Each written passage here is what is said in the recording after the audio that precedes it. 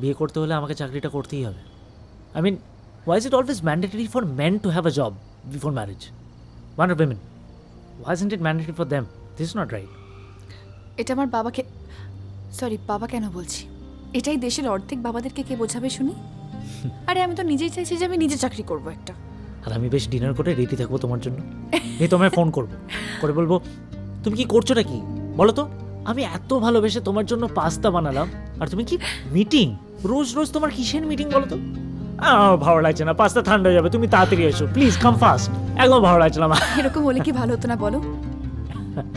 তুমি যেরকম আলাদা করে ভাবতে পারো না, এই জন্যই আমি তোমাকে ভালোবাসি। কি বলে? কাম কেন? কিছু না।